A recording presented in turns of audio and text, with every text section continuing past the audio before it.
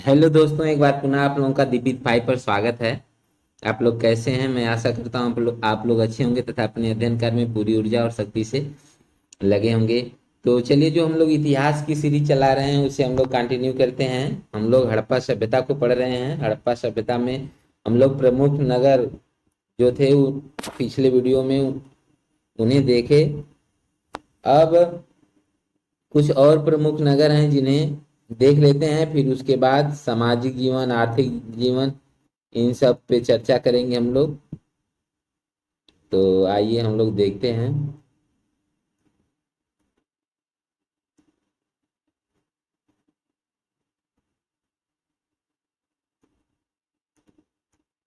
तो चलिए, हम लोग देख रहे हैं कि जो प्रमुख नगर में एक है बनावली।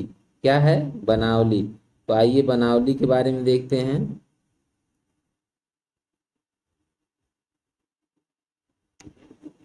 ये थोड़ा, हाँ, बनावली। तो बनावली के बारे में हम लोग देखते हैं। बनावली या वड़ावली, ये हरियाणा राज्य के फतेहाबाद जिले में बनावली पड़ता है। पूर्व में ये हिसार जिले में था। इसके पहले हिसार जिले में का भाग था ये बनावली। अभी वर्तमान में फतेहाबाद जिले में है। बनावली बनावली जो फतेहाबाद जिले में है, यह सरस्वती नदी की घाटी में स्थित है। सरस्वती नदी जो कि इस समय सूख चुकी है, इस समय इसमें पानी नहीं है, सूख चुकी है। जहां वर्तमान में इस समय घग्गर नदी बहती है। इस समय कौन नदी बहती है? बनावली के पास घग्गर नदी बहती है। यहाँ 1973-74 में आर.एस. बिष्ट, रविंद्र सिंह बिष्ट ने उत्खनन कार्य कराया था। उत्खनन से प्राप्त साक्ष्य, क्या क्या साक्ष्य मिले तो देखते हैं इन्हें। दुर्ग तथा निचला नगर एक ही प्राचीर युक्त घेरे में था। दुर्ग और निचला नगर दोनों एक ही प्राचीर या घेरे में था। एक आवास से धोवन पात्र, वाश बेसिन, एक आवास है जहां से वाश बेसिन वाश बेसिन मिली है, धोवन पात्र मिला है। चलिए आगे वाला देखते हैं हम लोग। तो ये देख लिए कि एक आवाज से धोवन पात्र मिला है। आगे सोने व लाजवर्द व कार्नेलियन मनके तथा बटखरे भी मिले हैं। सोना, लाजवर्द, कार्नेलियन मनके और बटखरे, ये सब साक्ष्य के रूप में मिले हैं। विभिन्न रंगों की सोने की परतें चढ़ी कसौटी मिली है। कह रहा है कि विभिन्न रंगों की सोने की परत चढ़ी हुई कसौटी मिली है। अग्निवेदियों के साथ अर्धवृत्ताकार ढांचे प्राप्त हुए हैं। अग्निवेदियों के साथ अर्धवृत्ताकार ढांचे प्राप्त हुए हैं। मिट्टी का बना हुआ हल, हल की आकृति के मिट्टी के खिलौना, कहने का मतलब मिट्टी का बना हुआ हल के आकृति का खिलौना मिला है। लघु नारी मूर्तियां मिली हैं। लघु, छोटी नारी मूर्तियां मिली हैं। काफी मात्रा में अच्छे किस्म का जौ, ये काफी इंपॉर्टेंट है, अच्छे किस्म का जौ मिला है काफी संख्या में। चलिए आगे हम लोग देखते हैं।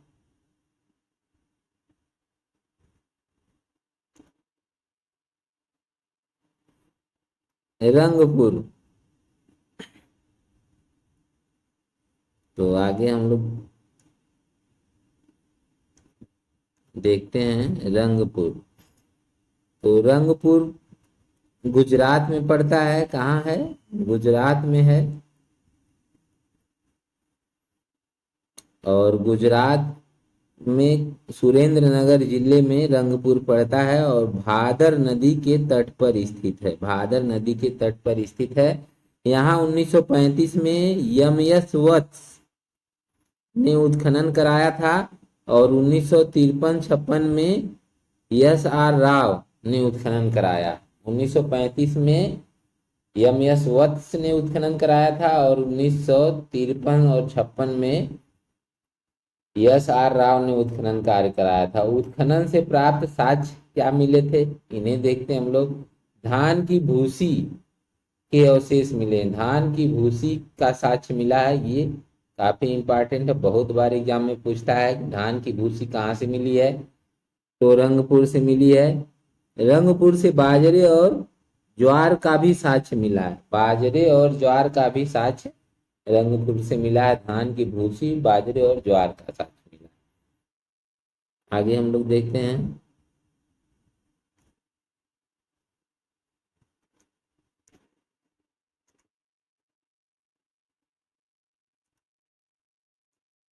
भारत का पंजाब प्रांत, पंजाब में कौन स्थान मिला है, रोपण। रोपण जो कि जिसका आधुनिक नाम रूपनगर है। आधुनिक नाम क्या है, रूपनगर।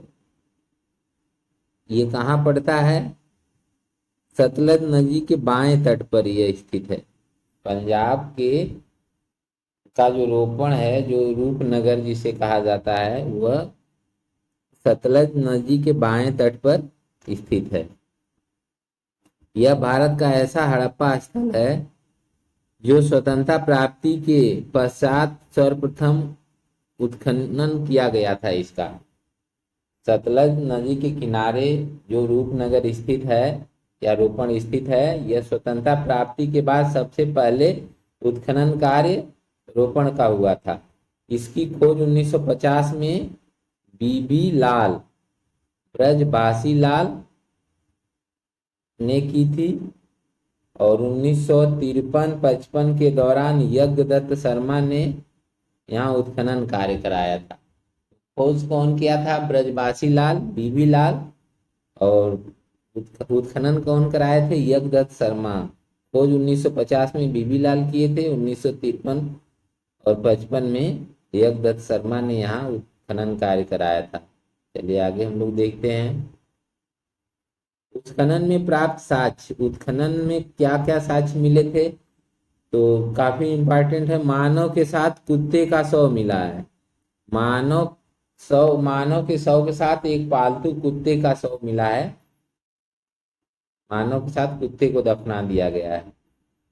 मृदभांड सेलखड़ी की मुहरें, 3 विभिन्न प्रकार की मुहरों से अंकित ठप्पे, एक छुरा, तांबे का वाणाग्र यानी बाण का अगला हिस्सा वाणाग्र, और चर्ट के बटखरे मिले हैं, और तांबे की कुल्हाड़ी मिली है। तांबे की कुल्हाड़ी मिली है। चलिए आगे हम लोग देखते हैं। अब अगला है प्रमुख नगर धौलावीरा। तो धौलावीरा का अर्थ, धौल का अर्थ होता है सफेद।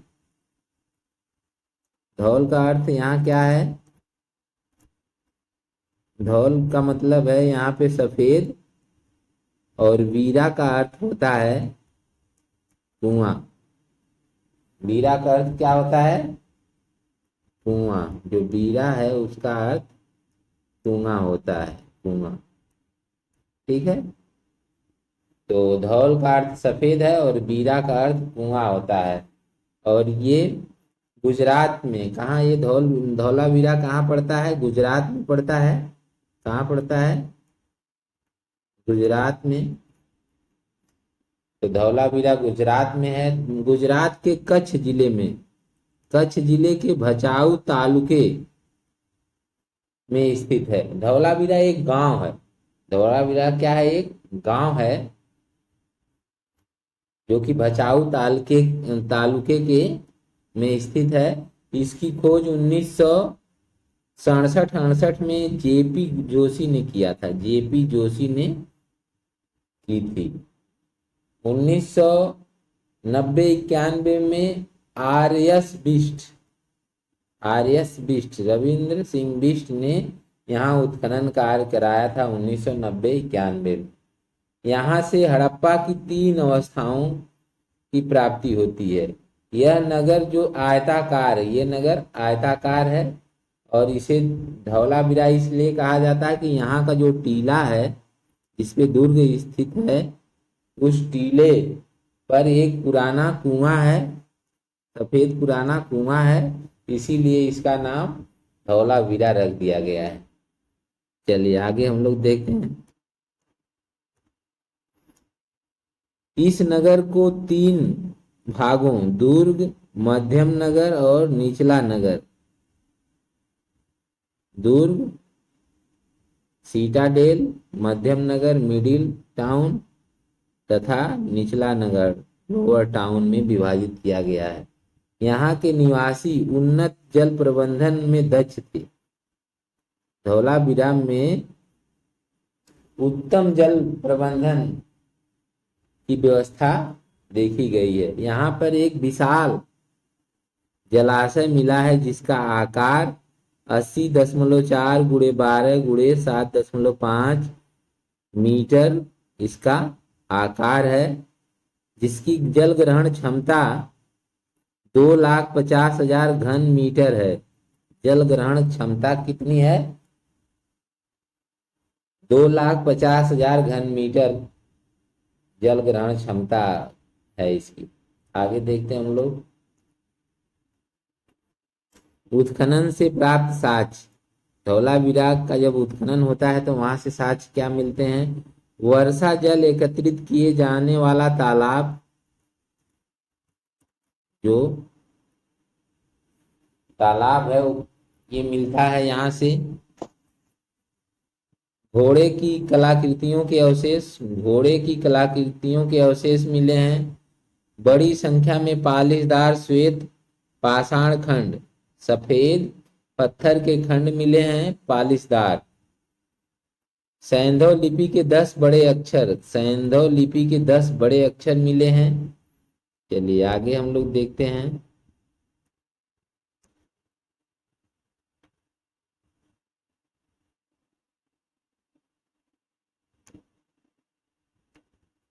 महाराष्ट्र, महाराष्ट्र को देखते हैं।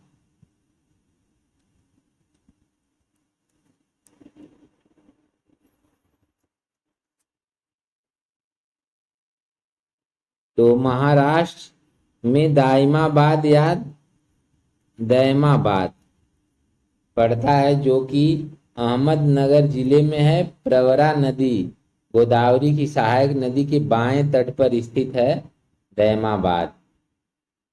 यह हड़प्पा सभ्यता का सबसे दक्षिणी स्थल है, सबसे दक्षिणी स्थल है हड़प्पा सभ्यता का। ये सबसे दक्षिणी स्थल क्या है? अहमद दैमाबाद है। सबसे उत्तरी जम्मू कश्मीर में मांडा है, मांडा। और सबसे पश्चिमी तुत्का गेंडोर जो बलूचिस्तान में है। सबसे पूर्वी उत्तर प्रदेश में।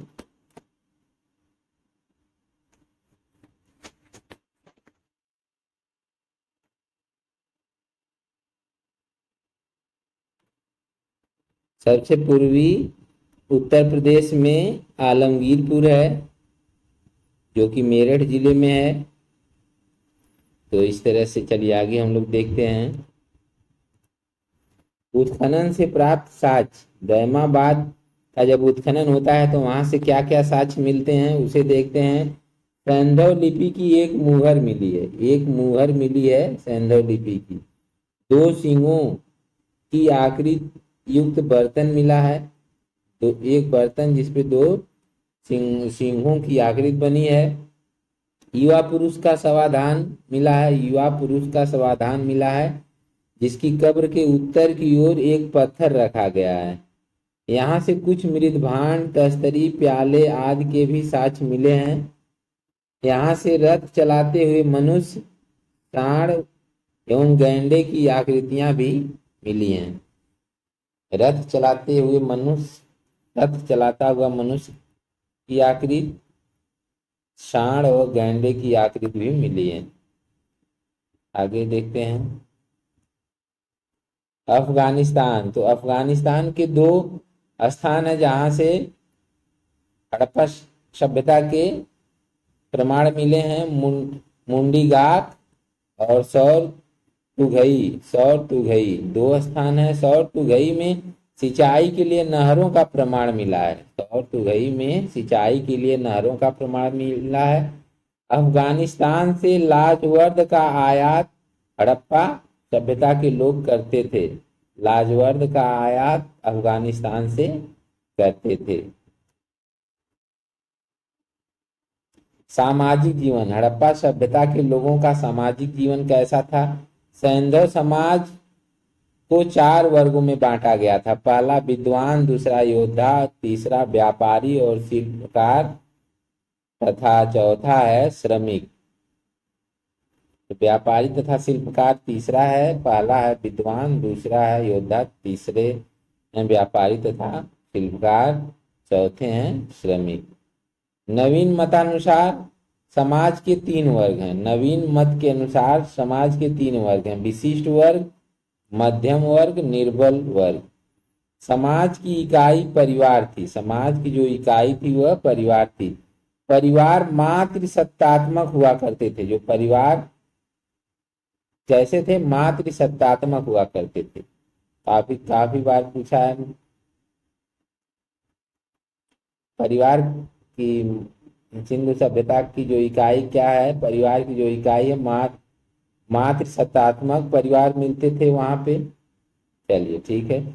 समाज में सती प्रथा, प्रदा प्रथा आदि बुराइयां नहीं थी। समाज में सती प्रथा, पर्दा प्रथा जैसी बुराइयां नहीं थी। दास प्रथा का प्रचलन संभव नहीं था। दास प्रथा भी नहीं थी। तो सती प्रथा, पर्दा प्रथा और दास प्रथा ये सब नहीं थे सिंधु सभ्यता के समय। मनोरंजन का जो प्रमुख साधन था पासा खेलना। पासा खेलना मनोरंजन का प्रमुख साधन है। ये काफी इंपॉर्टेंट है। शिकार तथा मछली मारना आदि भी अन्य साधन है। शिकार करना और मछली मारना भी अन्य साधन है, लेकिन सबसे प्रमुख साधन मनोरंजन का पासा का खेल था। काफी बार एग्जाम में पूछा हुआ है। बस्तियों के आकार तथा उनकी अनुमानित जनसंख्या की तुलना में बहुत कम कंकाल अवशेष मिलने से यह स्पष्ट होता है कि शवदाह भी किया जाता था। शवदाह, शव का दाह संस्कार हो जाता था, बहा दिया जाता था, जिसकी वजह से शव वहां से दूसरे जगह चले जाते थे बह करके। कुछ अन्य समुदाय शवों को दफनाते थे। कुछ समुदाय शवों को दफनाते भी थे। तो आगे देखते हैं। आर्थिक जीवन, आर्थिक जीवन कैसा था? आर्थिक जीवन में कृषि में क्या होता था? मुख्यतः 9 फसलों को उगाए जाने का साक्ष्य मिला है, जिसमें जौ है, गेहूं है, चावल या धान, सरसों, राई इसको कहते हैं, तिल है, चना है, कपास है, मटर है, ब्रासिका जुन्सी। ब्रासिका जुन्सी जो सरसों जैसा था, लेकिन उसकी पहचान नहीं हो पाई कि वह क्या है, लेकिन सरसों जैसा था ब्रासिका जुन्सी। इन प्रमुख फसलों के अतिरिक्त, इनके अतिरिक्त जो ये 9 फसल हैं, जौ, गेहूं, चावल, धान, सरसों, राई, तिल, चना, कपास, मटर, ब्रासिका जुन्सी, इनके अतिरिक्त बाजरा भी उगाया जाता था। रागी, ज्वार, कोदो के भी साक्ष्य सीमित मात्रा में मिले हैं।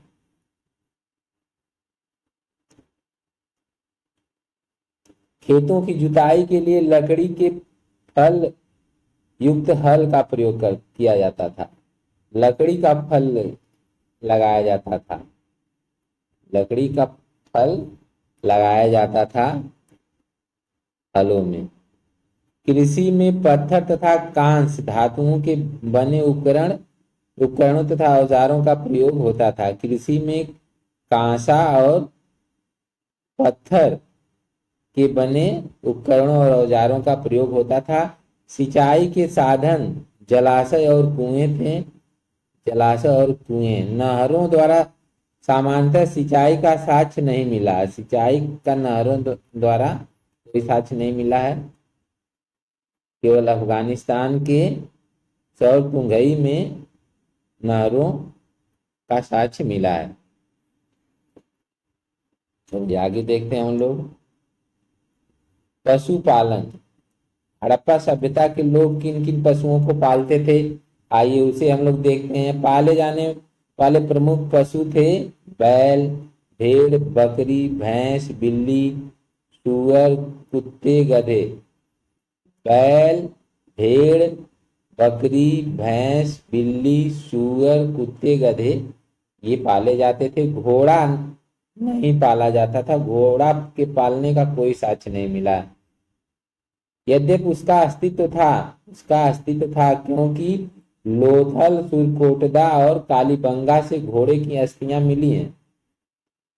लोथल, सुरकोटदा और कालीबंगा से घोड़े की अस्थियां मिली हैं, लेकिन घोड़े को पालने का कोई साक्ष्य नहीं मिला। घोड़े पाले जाते थे। लोथल में घोड़े की मिट्टी की आकृतियां पाई गई हैं। लोथल में घोड़े की मिट्टी की आकृतियां भी पाई गई हैं। यद्यपि किसी मुद्रा पर घोड़े का कोई स्पष्ट चित्र अभी तक नहीं मिला है।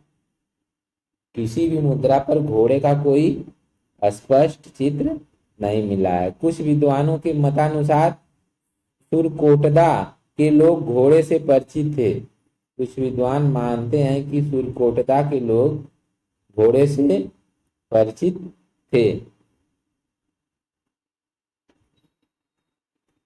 मुद्राओं पर भेड़, बकरियां, ककुदमान सांड जिसको कुबड़दार सांड कहा जाता है, भैंस, हाथी आदि के चित्र मिले हैं। जो मुद्राएं हैं, मुद्राओं पे भेड़ का, बकरी का,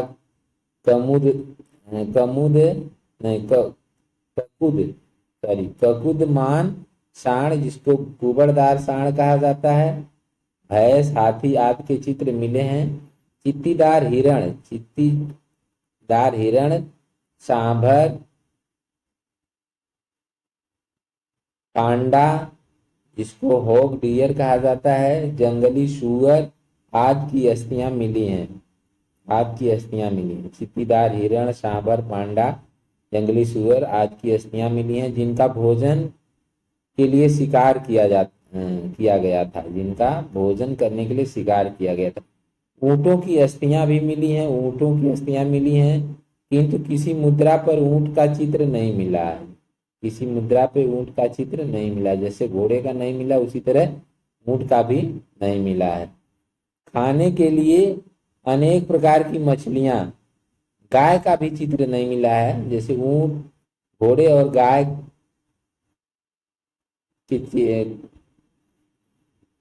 का भी चित्र नहीं मिला है मुद्राओं पर। खाने के लिए अनेक प्रकार की मछलियां तथा चिड़िया पकड़ी जाती थी। मछली और चिड़िया पकड़ी जाती थी खाने के लिए। उद्योग तथा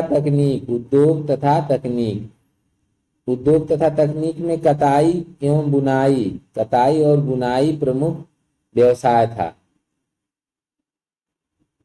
प्रमुख व्यवसाय क्या था?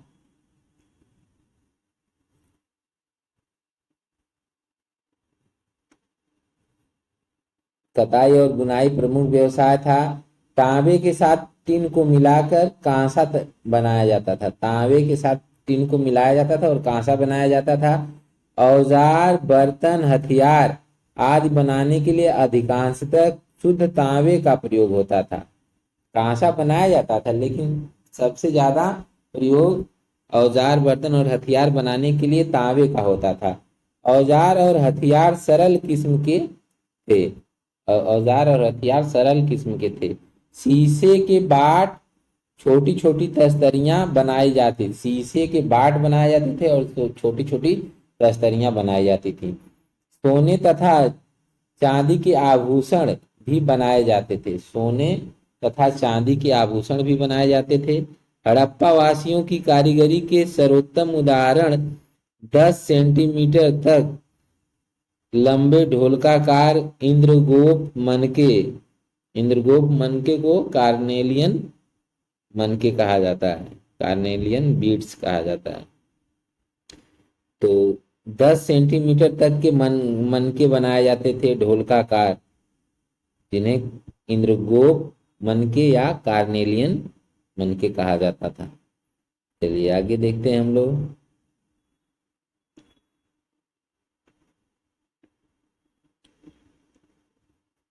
मोहरे, मनके, कंगन, बटन, पात्र आदि बनाने के लिए सेलखड़ी का प्रयोग होता था। सेलखड़ी का कांचली मिट्टी, फैंस मिट्टी से बनी पशु आकृतियां, मनके, ताबीज, मुद्रांक, मुद्रांक का मतलब मुद्रा पे जो मुहर लगती थी, सील, ये सब कांचली मिट्टी से बनाए जाते थे। पशुओं की आकृति, मनके, ताबीज और मुद्रांक किस मिट्टी से बनते थे? कांचली मिट्टी से। सोने में चांदी मिलाकर आभूषण बनाए जाते, सोना में चांदी मिला के आभूषण बनाए जाते थे। सोने की अपेक्षा चांदी का अधिक प्रयोग किया गया है। सोने में चांदी को मिला के आभूषण बनाए जाते थे, लेकिन सोने की अपेक्षा चांदी का अधिक प्रयोग किया गया है।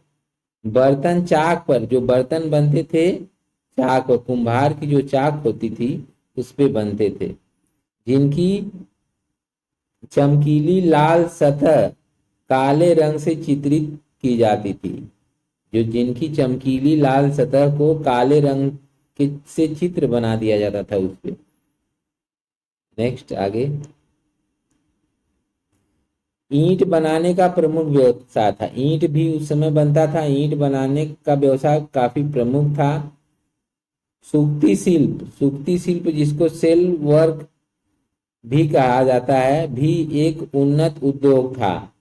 इससे क्या बनता था? कटोरे, कलछियां, खेल की गोटियां आदि बनाए जाते थे सूक्ति शिल्प से। हड़प्पाई लोगों को लोहे का ज्ञान नहीं था, हड़प्पा के लोगों को लोहे का ज्ञान नहीं था। भारतीयों को लोहे का ज्ञान 1000 ईसा पूर्व के लगभग होता है। 1000 ईसा पूर्व के पास में जाके भारतीयों को लोहे का ज्ञान होता है। नेक्स्ट आगे देखते हैं। व्यापार तथा वाणिज्य, व्यापार तथा वाणिज्य। तो व्यापार में कृषि उपज, औद्योगिक कच्ची सामग्री, ताम्र, खनिज, रत्न, उपरत्न आदि का व्यापार किया जाता था। कृषि जो उपज, जो कृषि फसल जो उगाई जाती थी उनका, औद्योगिक कच्ची सामग्री का, ताम्र, खनिज का, रत्न, उपरत्न आदि का व्यापार होता था। धातुओं की निर्मित वस्तुएं, धातुओं से निर्मित जो वस्तुएं होती थीं, जैसे पात्र है, तवे हैं, कढ़ाइयां हैं, हथियार आदि, तथा रत्नों, उपरत्नों, उपरत्नों में जैसे मनके हैं, पेंडेंट हैं, ताबीज, स्वर्ण तथा चांदी के आभूषणों का विभिन्न क्षेत्रों के साथ व्यापार किया जाता था। तो सोना चांदी के आभूषण, रत्न, उपरत्न और धातुओं से निर्मित वस्तुएं जैसे पात्र है, तवे है, कढ़ाइयां हैं, इन सब का, मनके, पेडेंट, ताबीज का, इन सब का विभिन्न क्षेत्रों के साथ व्यापार किया जाता था। आंतरिक तथा विदेशी दोनों प्रकार के व्यापार उत्कर्ष पर थे। आंतरिक व्यापार भी होते थे और विदेशी व्यापार भी, दोनों तरह के व्यापार काफी उत्कर्ष, काफी चरम सीमा पे होते थे। व्यापार वस्तु विनिमय प्रणाली पे आधारित थे। जो व्यापार होते थे वस्तु के बदले वस्तु पर आधारित था, वस्तु विनिमय प्रणाली पे आधारित था। व्यापार की सबसे प्रमुख वस्तु संभवतः सूती वस्त्र था। जो व्यापार का सबसे प्रमुख वस्तु सूती वस्त्र था। आंतरिक व्यापार में गांव से खाद्य सामग्री के बदले सूती वस्त्र तथा धातु निर्मित वस्तुएं गांवों को भेजी जाती थी। गांव से जो व्यापार, जो आंतरिक व्यापार होते थे, जो अपने देश के अंदर होते थे, उसमें क्या होता था कि गांव से खाद्य सामग्री को लिया जाता था, उसके बदले में सूती वस्त्र तथा धातु से निर्मित वस्तुओं को गांव में भेजा जाता था। नेक्स्ट आगे, विदेशी व्यापार में क्या था?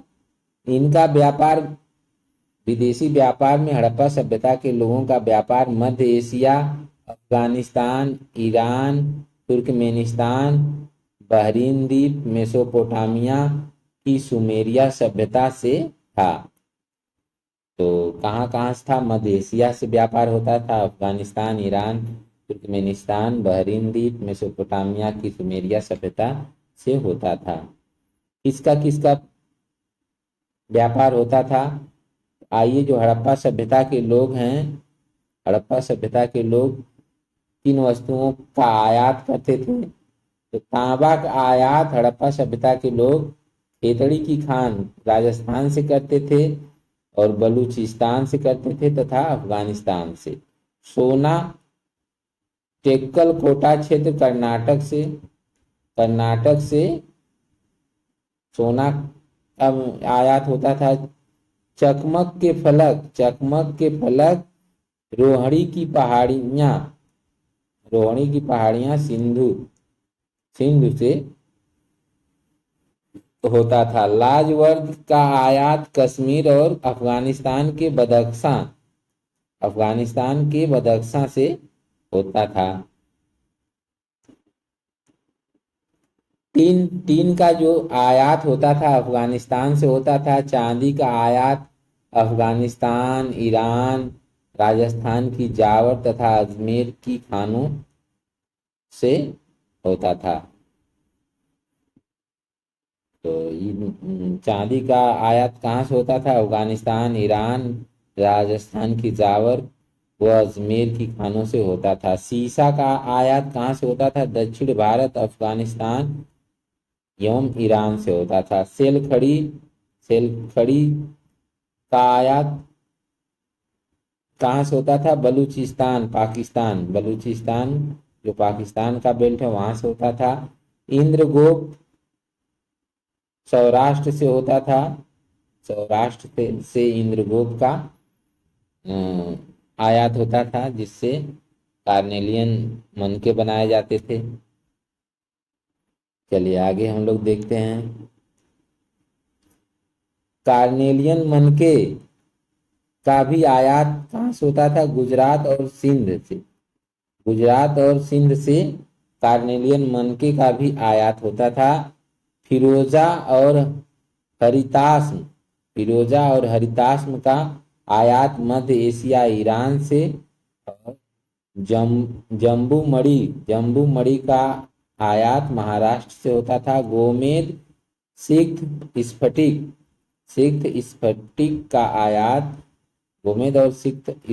का आयात सौराष्ट्र, गुजरात से होता था। विशेषतः हड़प्पाई लोगों का व्यापारिक संबंध इराक तथा मिस्र से था। इराक और मिस्र से हड़प्पाई लोगों का व्यापारिक संबंध था। बहरीन, जिसको दिलमुन या तिलमुन भी कहा जाता था, संभवतः विदेशी व्यापार के लिए बिचौलिए की भूमिका निभाता था। बहरीन बीच में पड़ता था हड़प्पा सभ्यता और उधर जो मध्य एशिया और बहरीन वाला जो बेल्ट है, बहरीन के उधर वाला बेल्ट, तो ये बीच में पड़ता था। यहाँ पे स्टॉपेज होता था, यहाँ पे रुकान होती थी और ये बिचौलिए का काम करता था। सुमेरिया के साथ व्यापारिक संबंध, तो यहाँ हम लोग क्या देख रहे थे? बहरीन या दिलमुन या तिलमुन संभवतः विदेशी का बिचौलिया काम करता था, जो हड़प्पा सभ्यता और सुमेरिया सभ्यता, मेसोपोटामिया की सभ्यता के बीच में पड़ता था और ये एक स्टॉपेज था और जो बिचौलिए का काम करता था। करा सुमेरिया के साथ व्यापारिक संबंध का एक अभिलेखी साक्ष्य भी मिला। सुमेरिया जो मेसोपोटामिया की सभ्यता, सुमेरिया सभ्यता थी, उसका एक अभिलेखी साक्ष्य भी मिला है। यहाँ के शासक सारगोन 2371 ईसा पूर्व के मिट्टी की पट्टियों पर अंकित अभिलेखों से ज्ञात होता है मिट्टियों की पट्टियों पर अंकित अभिलेखों से ज्ञात होता है कि यहाँ के उर नगर मेसोपोटामिया के उर नगर के व्यापारियों का संबंध दिलमुन अथवा तिलमुन मगन मगन को ओमान से के नाम ओमान से पहचान बनती है कि मगन ओमान था तथा मेलुहा मेलुहा जो कि सिंधु क्षेत्र था जो हड़प्पा वाला बेल्ट था इनसे क्या उस अभिलेख से पता चलता है कि इनसे व्यापारिक संबंध था मेसोपोटामिया के सभ्यता के व्यापारियों का या मेसोपोटामिया के सभ्यता के लोगों का। चलिए आगे देखते हैं हम लोग। माप तौल में देखते हैं माप तौल किस आधार पे माप तौल होता था तो जो बाट होते थे 16 के गुर्जों के रूप में बाट होते थे जैसे 16 हुआ 32 हुआ 48 हुआ 64 हुआ 80 हुआ ऐसे इस क्रम के इस गुणांक पर आधारित जो 16 के पहाड़े में आता है जो उस आधार पे जो बाट हुआ करते थे उन्हीं के आधार पे मापतौल होती थी। जो अधिकांश बाट थे अधिकांश जो बाट थे वह घनाकार थे ज्यादातर घनाकार घन के आकार के थे ऐसे घनाकार थे बाट। चलिए घनाकार बाट थे ज्यादातर और यद्यपि वर्तुलाकार बेलनाकार शंक्वाकार ढोलकाकार बाट भी मिले हैं लेकिन ज्यादातर घनाकार होते थे। वर्तुलाकार बेलनाकार शंक्वाकार ढोलाकार बाट भी मिले हैं।